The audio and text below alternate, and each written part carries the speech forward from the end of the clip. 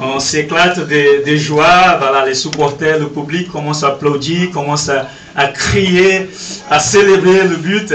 Et donc je pense que nous devons vraiment faire beaucoup plus pour Jésus. Car le Seigneur Jésus, il a marqué le but plus important de l'histoire de notre vie.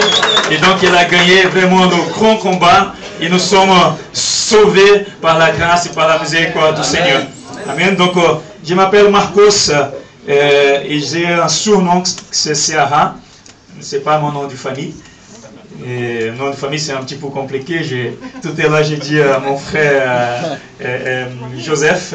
Joseph, il n'a pas bien compris, mais voilà, ça n'a pas beaucoup d'importance. Le plus important, c'est que nous allons parler un petit peu de l'auteur de la vie, que c'est Jésus-Christ. Et je vais m'appuyer sur un texte biblique pour parler un petit peu de mon témoignage, de tout ce que Dieu a fait dans ma vie et tout ce que Dieu peut faire dans votre vie lorsque vous mettez vraiment votre confiance en Dieu. Et donc je vais m'appuyer sur un texte d'Ésaïe, Ésaïe chapitre 55, le chapitre 55, verset 8 et 9. La Bible dit, si vous n'avez pas la Bible avec vous, vous pouvez suivre avec moi. Donc le verset 8 dit: en effet, vos pensées ne sont pas mes pensées, et mes voix ne sont pas vos voix, déclare l'Éternel. Le ciel est bien plus haut que la terre. De même, mes voix sont bien au-dessus de vos voix, et mes pensées bien au-dessus de vos pensées.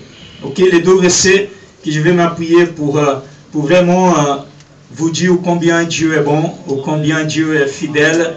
Et ce soir, Dieu a mis une parole dans mon cœur qui sait vraiment que Dieu est là le meilleur pour chacun de nous. Depuis la fondation, lorsque le Seigneur a créé le monde, a fondé le monde, le Seigneur avait déjà un plan, des projets préparés pour chacun de nous qui sommes ici ce soir. Car le Seigneur, il ne se limite pas au temps. Sur le temps, le Seigneur, il voit bien loin, il voit au-delà. Il voit notre avenir, il voit notre destinée. Et Dieu a déjà préparé la destinée de chacun de nous.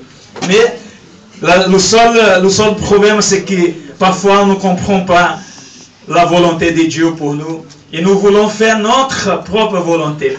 Et c'est là que de temps en temps, on est dérangé et on trébuche souvent dans la vie parce que nous voulons faire notre volonté. Et notre volonté, ce n'est pas la meilleure.